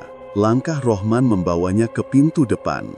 Kayu pintu itu terasa dingin di telapak tangannya saat ia mendorongnya terbuka. Cahaya matahari pagi seketika menyerbu matanya, membuatnya harus menyipitkan pandangan. Namun, ketika penglihatannya mulai jelas, jantungnya seakan berhenti berdetak. Di halaman rumahnya yang sempit, puluhan orang telah berkumpul. Tetangga-tetangga yang ia kenal sejak kecil, kerabat jauh yang jarang berkunjung, hingga Pak RT dan beberapa sesepuh desa. Mereka semua berdiri di sana, membentuk setengah lingkaran yang menghadap ke arah pintu rumah Rohman. Namun, bukan keramaian itu yang membuat darah Rohman berdesir, melainkan ekspresi wajah mereka. Tidak ada senyum sapaan pagi. Tidak ada candaan khas bapak-bapak yang biasa terdengar. Yang ada hanyalah tatapan mata yang membelalak, mulut yang ternganga, dan wajah-wajah pucat pasi. Beberapa ibu-ibu terlihat menutup mulut mereka dengan tangan atau ujung kerudung, bahu mereka berguncang menahan tangis. Anak-anak kecil disembunyikan di balik punggung orang tua mereka, seolah-olah Rohman adalah sosok monster yang harus dihindari. Rohman terpaku di ambang pintu, tangannya masih memegang gagang pintu dengan erat. Ia merasa seperti terdakwa yang baru saja diseret ke pengadilan tanpa tahu apa kesalahannya. Angin pagi berhembus pelan, namun tidak mampu mengusir ketegangan yang menggantung tebal di udara. "Kenapa? Kenapa ramai sekali?" tanya Rohman. Suaranya terdengar kecil dan rapuh di tengah keheningan masa. Ia mencoba tersenyum, mencari wajah yang akrab untuk meminta penjelasan, tetapi setiap kali matanya bertemu dengan mata tetangganya, orang itu akan membuang muka atau mundur selangkah dengan raut ketakutan. Pak RT, seorang pria paruh baya yang biasanya tegas dan tenang, melangkah maju sedikit dari kerumunan. Wajahnya tegang, keringat dingin terlihat mengucur di pelipisnya meski udara pagi masih sejuk. Ia menatap Rohman dengan campuran rasa kasihan yang mendalam dan kengerian yang tak bisa disembunyikan. "Rohman," panggil Pak RT dengan suara bergetar. Kau baru bangun." Rohman mengangguk bingung. "Iya Pak, saya baru saja bangun. Ada apa ini? Kenapa semua orang melihat saya seperti itu?" Seorang wanita tua, tetangga sebelah rumah yang sering memberi Rohman kue, tiba-tiba menangis keras. "Gusti Allah, kasihan sekali nak Rohman, ya Allah," ratapnya sebelum ditenangkan oleh kerabat di sebelahnya. Tangisan itu membuat bulu kuduk Rohman meremang. Rasa takut mulai merayapi tulang punggungnya, bukan karena hantu atau setan, tapi karena ketidaktahuan yang menyiksa. Ia merasa ada sesuatu yang sangat salah, sesuatu yang fundamental telah berubah saat ia tidur semalam, dan semua orang tahu kecuali dirinya. Rohman melangkah turun dari teras, tetapi gerakan itu justru memicu reaksi panik dari beberapa orang di barisan depan. Mereka mundur serentak, menciptakan jarak yang lebih lebar. Rohman berhenti, bingung dan terluka. Ia melihat ke bawah, memeriksa pakaiannya. Kaos oblong putih yang dipakainya memang agak kucel, tapi tidak ada yang aneh. Celana tidurnya juga biasa saja. Lalu, kenapa mereka menatapnya seolah ia membawa wabah penyakit? "Di mana ibu?" tanya Rohman tiba-tiba. Ingatannya kembali pada sosok ibunya yang tidak ada di dalam rumah. "Apa ibu ada di luar sini? Apa ibu sakit?" Pertanyaan itu bagaikan petir di siang bolong bagi kerumunan itu. Hening yang tercipta semakin mencekam. Beberapa orang saling berpandangan dengan tatapan ngeri. Pak RT menelan ludah dengan susah payah. Jakunnya bergerak naik turun. Ia mengangkat tangannya sedikit, seolah ingin menyentuh Rohman tapi ragu. "Rohman, sadarlah nak," ucap Pak RT lirih. "Coba kamu ingat-ingat lagi apa yang kamu lakukan semalam." "Semalam?" Rohman mengerutkan kening, mencoba menggali ingatannya yang terasa kabur. "Semalam saya pulang kerja, lalu mandi. Ibu memasakkan sayur lodeh kesukaan saya. Kami makan bersama. Ibu cerita soal tanaman cabainya yang mulai berbuah. Lalu ibu menyisir rambutnya di depan cermin, dan saya tidur. Itu saja." Penjelasan Rohman membuat suasana semakin suram.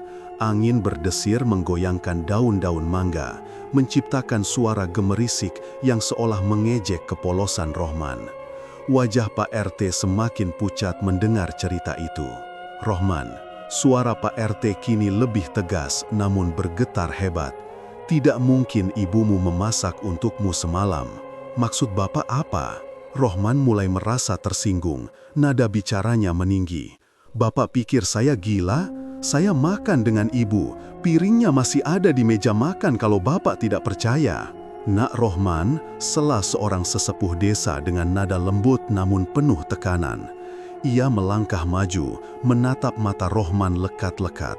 "Coba kamu lihat dirimu sendiri. Coba kamu cium bau di sekitarmu. Sadarlah." Rohman terdiam. Ia menarik nafas panjang. Bau itu, bau anyir dan busuk yang tadi ia cium di dalam rumah, kini terasa semakin kuat, bahkan mengalahkan udara segar pagi hari. Baunya bukan berasal dari selokan, bukan dari bangkai tikus. Bau itu menempel di udara di sekitarnya, keluar dari pori-pori rumah kayunya. Ia kembali menatap wajah-wajah di hadapannya. Tatapan mereka bukan hanya takut, tapi tatapan orang yang melihat sebuah tragedi yang tak masuk akal. Tatapan orang yang melihat seseorang hidup dalam penyangkalan yang mengerikan. "Di mana ibu?" ulang Rohman, kali ini dengan nada yang lebih menuntut, namun hatinya mulai retak oleh keraguan. "Jawab saya, jangan diam saja."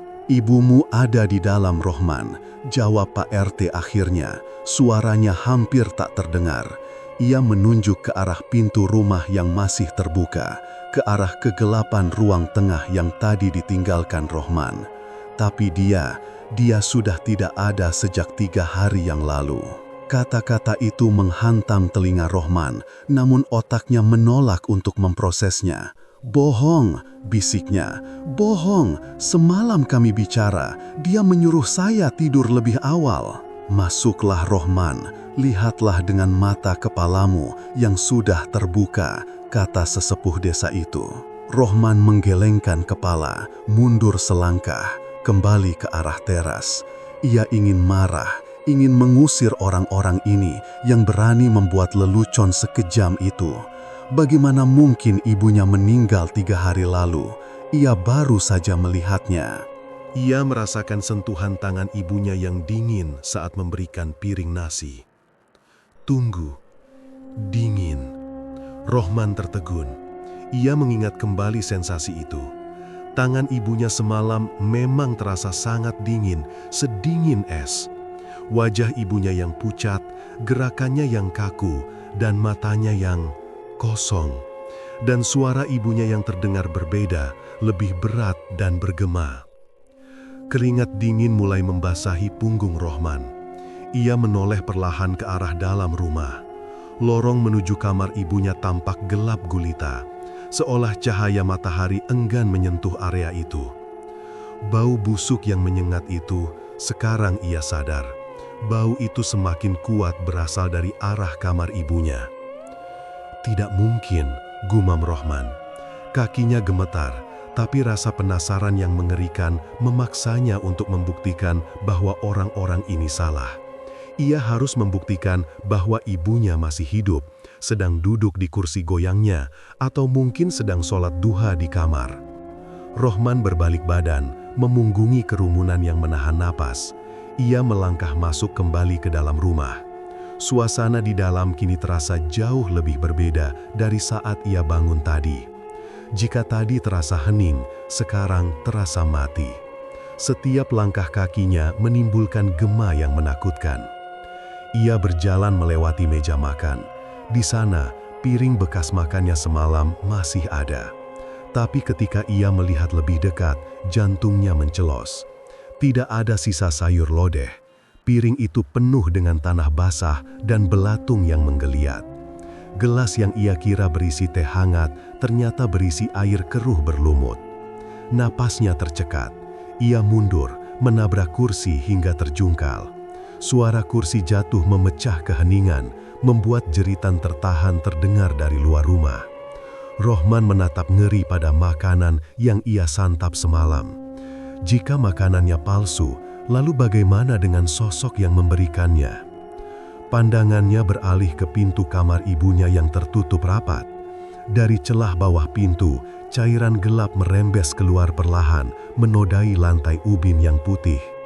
Bau busuk itu kini menonjok hidungnya tanpa ampun, membuatnya mual dan ingin muntah. "Ibu," panggilnya lagi, kali ini dengan suara seperti anak kecil yang ketakutan dalam gelap. Tidak ada jawaban, hanya suara lalat yang berdengung keras dari balik pintu kamar itu. Rohman mematung, ingatan 3 hari terakhir berputar cepat di kepalanya seperti kaset rusak. Ia ingat pulang kerja dan melihat ibunya duduk diam di sudut gelap. Ia ingat ibunya yang jarang bicara, jarang keluar kamar, dan selalu menolak menyalakan lampu. Ia ingat betapa dinginnya rumah ini belakangan. Apakah selama ini ia hidup dalam ilusi? Apakah kesedihan dan kelelahannya telah menciptakan bayangan yang menipu matanya sendiri? Di luar, bisik-bisik tetangga semakin keras namun terdengar jauh. Dunia Rohman menyempit pada satu titik, pintu kamar ibunya. Ia tahu ia harus membukanya. Ia harus melihat kenyataan yang dibawa oleh Fajar ini, meski kenyataan itu mungkin akan menghancurkan jiwanya. Dengan tangan gemetar hebat, Rohman menjangkau gagang pintu kamar ibunya, siap menghadapi mimpi buruk yang sesungguhnya. Cahaya matahari pagi semakin meninggi, menyapu sisa-sisa kabut yang sempat menyelimuti pekarangan rumah tua itu. Rohman duduk di kursi bambu panjang di beranda, sesekali melirik ke arah pintu yang masih sedikit terbuka. Ia merasa heran karena ibunya, Mbok Darmi, belum juga keluar dari kamar sejak ia bangun tadi.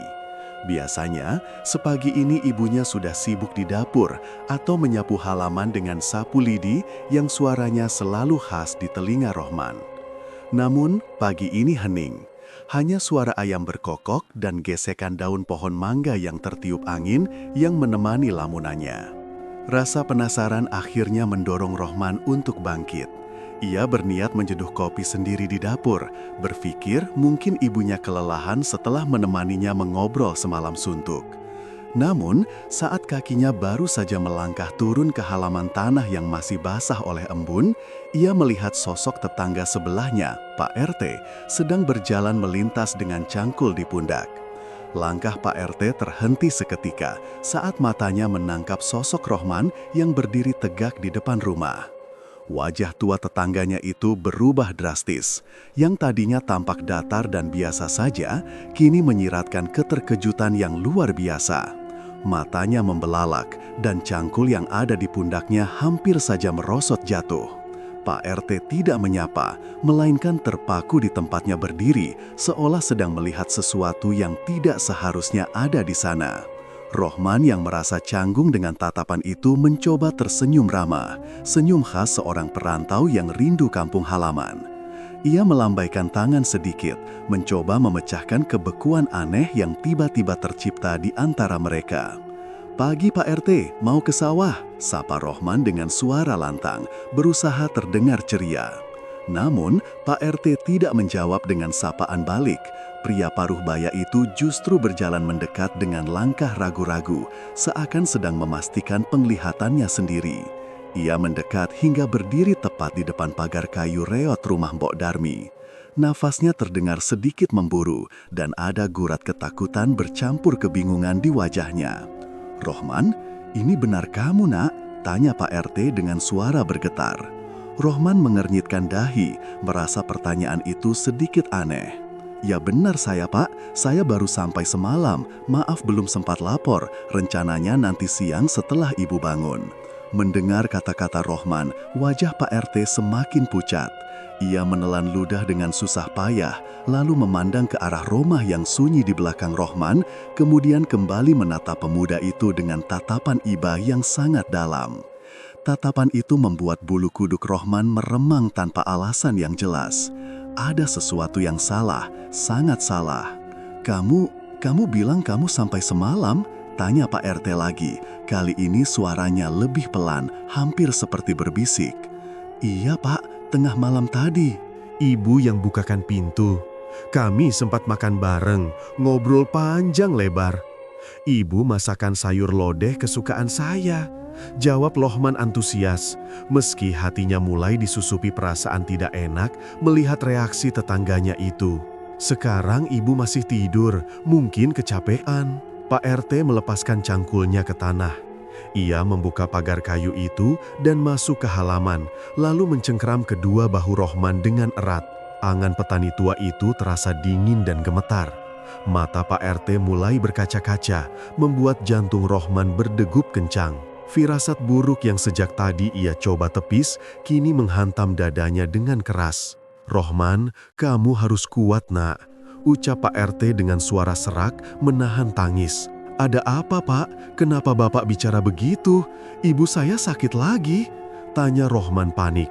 Ia hendak melepaskan diri untuk lari ke dalam kamar ibunya, tapi cengkeraman Pak RT begitu kuat menahannya. "Dengarkan Bapak, Rohman, tarik nafasmu." Pak RT menatap lurus ke dalam mata Rohman. "Ibumu, Mbok Darmi, beliau sudah tidak ada." Dunia Rohman seakan berhenti berputar detik itu juga. Suara angin, suara ayam, semua lenyap, digantikan oleh dengungan panjang yang menyakitkan di telinganya.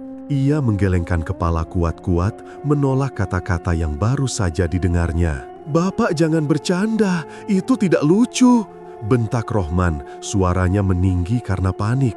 "Saya bilang, semalam saya makan sama ibu. Ibu memijat kaki saya. Ibu masih hangat, Pak. Ibu masih ada di dalam." Pak RT menggelengkan kepalanya perlahan, air mata mulai menetes di pipinya yang keriput. "Tidak, Rohman. Ibumu meninggal dunia seminggu yang lalu. Beliau sakit keras, demam tinggi selama 3 hari dan terus memanggil namamu." Rohman mundur selangkah.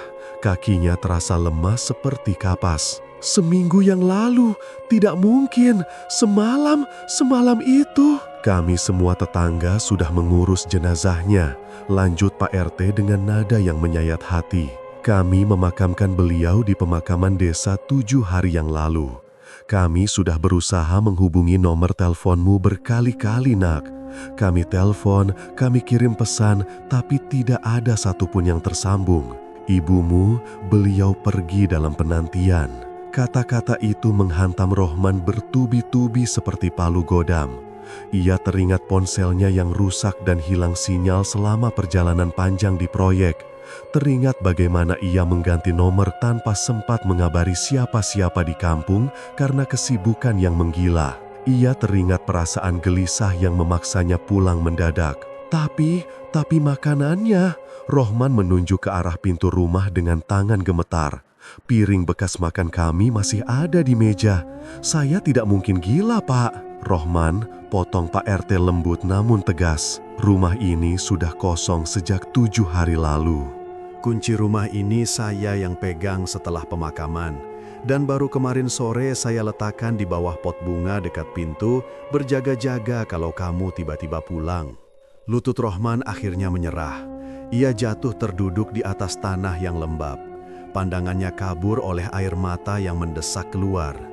Potongan-potongan kejadian semalam berputar kembali di kepalanya, kini dengan makna yang sangat sekali berbeda.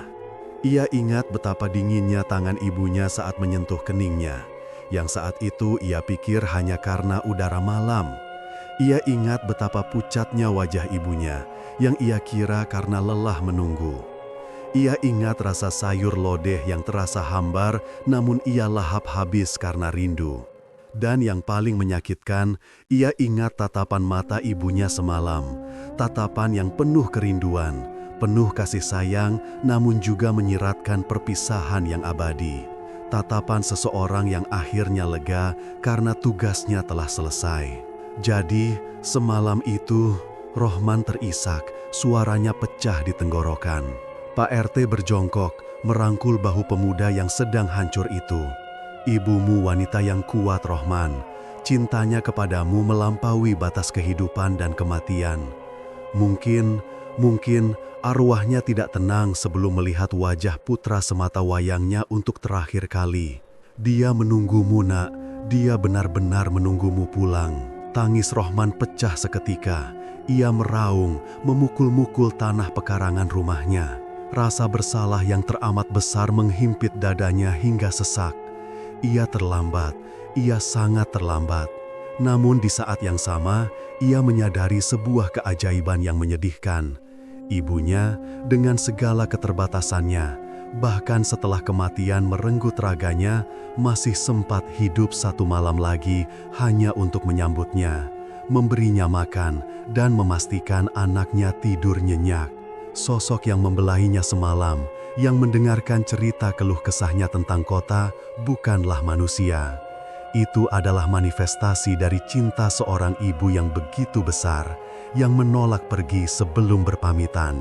Antar saya, Pak, rintih Rohman di sela tangisnya. Antar saya ke makam ibu sekarang. Dengan dipapah oleh Pak RT, Rohman melangkah gontai meninggalkan halaman rumah. Ia sempat menoleh sekali lagi ke arah rumah tua itu. Pintu yang terbuka menampakkan ruang tamu yang kini terlihat gelap dan suram, jauh berbeda dari kehangatan yang ia rasakan semalam. Tidak ada aroma masakan, tidak ada suara lembut yang memanggil namanya. Yang ada hanyalah kesunyian mutlak dari sebuah rumah yang telah ditinggalkan penghuninya. Perjalanan menuju pemakaman desa terasa sangat jauh bagi Rohman, meski jaraknya hanya beberapa ratus meter.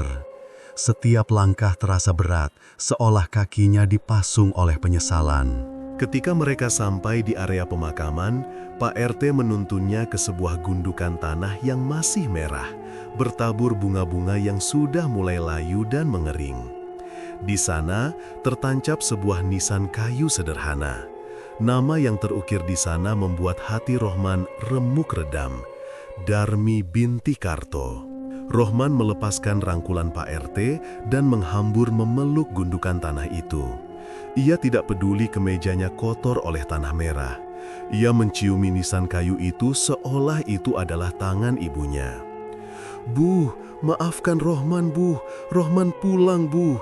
Ratapnya pilu, suaranya menggema di antara pohon-pohon Kamboja yang diam membisu.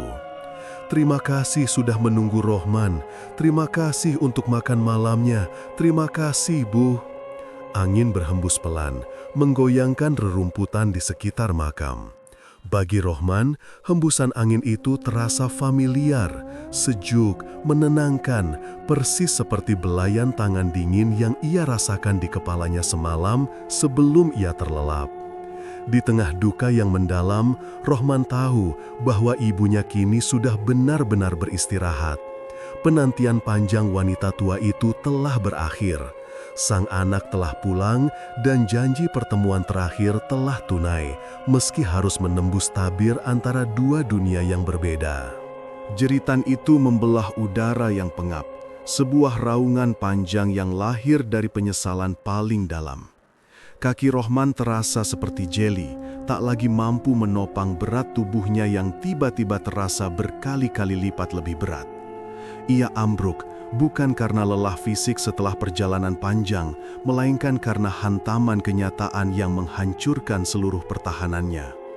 Dunia di sekelilingnya berputar, memburam oleh air mata yang tak terbendung, mengubah wajah-wajah para tetangga yang menatapnya dengan iba menjadi sekumpulan bayangan samar. Beberapa tangan kekar segera menahan tubuh Rohman sebelum ia benar-benar mencium lantai. Pak RT dan beberapa kerabat dekat memapahnya, membisikkan kata-kata penghiburan yang saat itu terdengar kosong di telinganya. "Sabar, Man, ikhlaskan," bisik mereka berulang kali, namun kata ikhlas terasa seperti pisau yang mengiris lukanya semakin lebar. Bagaimana ia bisa ikhlas ketika kesempatan terakhir untuk memegang tangan ibunya saat sakaratul maut telah terlewatkan? Setelah ditenangkan sejenak dengan segelas air yang nyaris tak bisa ia telan, Rohman digiring keluar rumah. Prosesi pemakaman baru saja selesai beberapa saat sebelum ia tiba. Jenazah sang ibu sudah dikebumikan, meninggalkan rumah duka menuju tempat peristirahatan terakhirnya di ujung desa. Rohman, dengan langkah menyeret dan pandangan kosong, dituntun menyusuri jalan setapak yang biasa ia lewati semasa kecil. Jalanan ini dulu penuh tawa saat ia berlarian pulang sekolah untuk menyantap masakan ibu, namun kini jalan yang sama terasa seperti lorong panjang menuju kesedihan abadi. Langit sore tampak kelabu, seolah turut berduka mengiringi langkah gontai sang anak yang terlambat pulang. Angin berdesir pelan, menggoyangkan dedaunan pohon Kamboja yang mulai terlihat di kejauhan. Kompleks pemakaman desa itu tampak sunyi, hanya ada gundukan-gundukan tanah yang bisu. Namun, di salah satu sudut terlihat gundukan tanah yang masih merah, basah, dan bertabur bunga-bunga segar yang aromanya menyurak tajam ke dalam hidung Rohman. Melihat gundukan tanah merah itu, tangis Rohman yang sempat mereda kembali pecah. Kali ini bukan jeritan histeris, melainkan isak tangis yang menyayat hati, suara dari jiwanya yang remuk redam. Ia melepaskan rangkulan orang-orang yang memapahnya, lalu berlari tertatih-tatih menuju pusara itu. Tanpa mempedulikan pakaiannya yang kotor, Rohman langsung menjatuhkan diri, bersimpuh di samping nisan kayu yang bertuliskan nama wanita yang paling dicintainya di dunia ini. Tanah itu masih basah.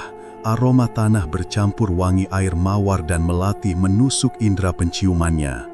Rohman meletakkan telapak tangannya di atas gundukan tanah itu, meremasnya pelan, seolah ia sedang menggenggam tangan ibunya untuk terakhir kali.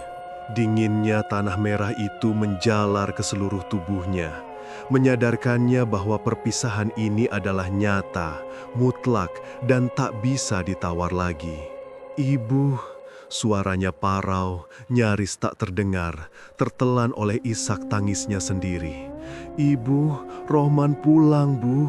Rohman ada di sini." Tidak ada jawaban, hanya desau angin yang membelai tengkuknya.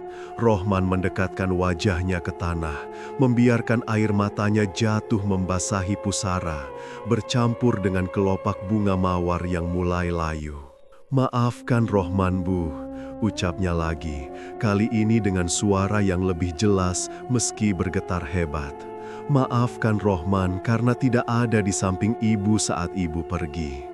Maafkan anakmu yang bodoh ini, yang terlalu sibuk mengejar dunia sampai lupa jalan pulang. Maafkan Rohman, Bu."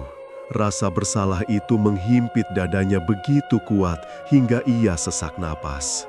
Bayangan kejadian-kejadian ganjil sepanjang perjalanannya pulang kini berputar kembali di benaknya seperti gulungan film. Sosok ibu yang ia lihat di stasiun, senyum lembut wanita tua di kereta yang memberinya nasihat, hingga bayangan yang menyambutnya di depan pintu rumah tadi.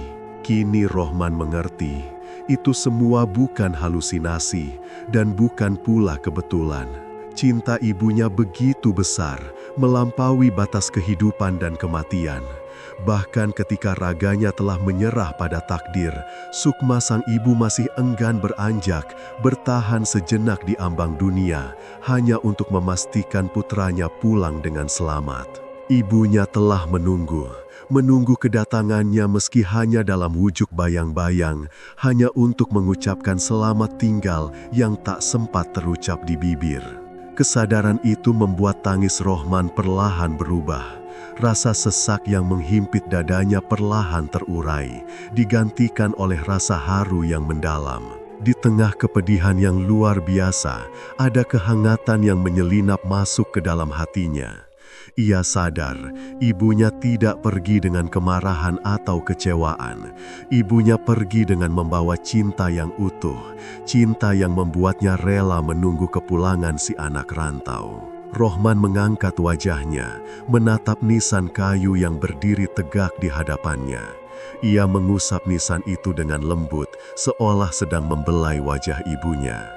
Ia teringat janji-janji yang pernah ia ucapkan dulu, tentang ingin membahagiakan ibu, tentang ingin membelikan rumah yang bagus, tentang ingin mengajak ibu pergi haji. Semua janji duniawi itu kini tak lagi berarti.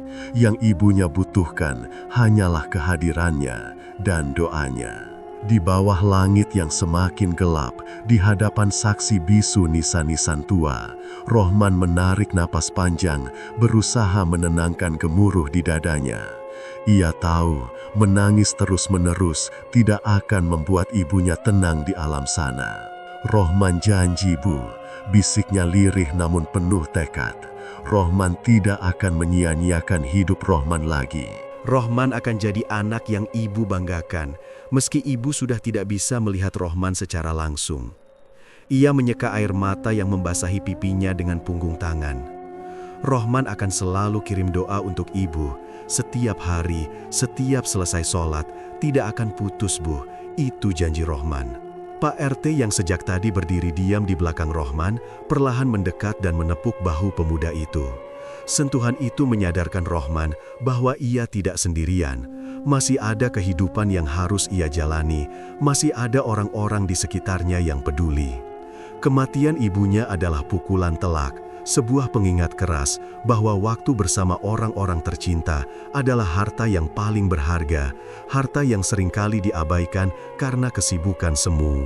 Rohman menoleh ke arah Pak RT dan beberapa tetangga yang setia menemaninya. Ia melihat ketulusan di mata mereka.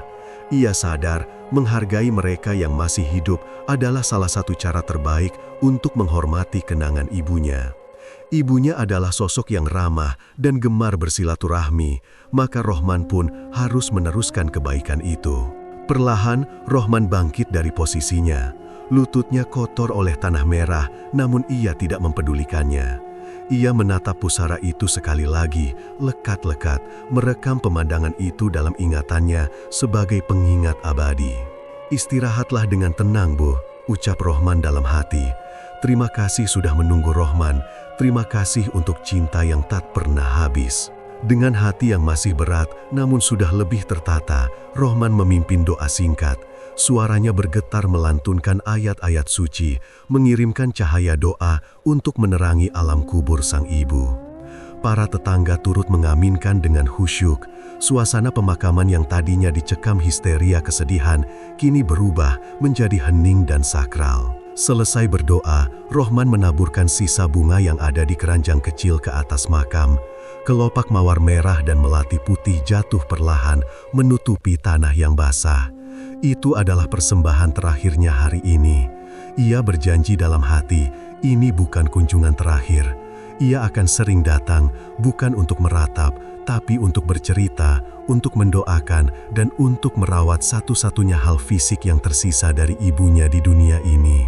Rohman berbalik badan, melangkah meninggalkan area pemakaman. Langkahnya masih gontai, tapi tidak selemah saat ia datang. Ia berjalan keluar dari gerbang pemakaman dengan pandangan yang sedikit lebih jernih. Matahari telah benar-benar terbenam, digantikan oleh semburat jingga dan ungu di ufuk barat.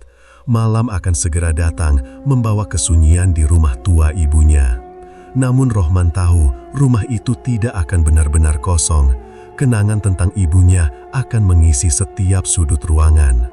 Dan di dalam hatinya, cinta sang ibu akan terus hidup, menjadi lentera yang memandunya melangkah di jalan yang lebih baik, jalan di mana ia akan lebih menghargai setiap detik waktu bersama mereka yang ia cintai, sebelum waktu itu habis tak bersisa.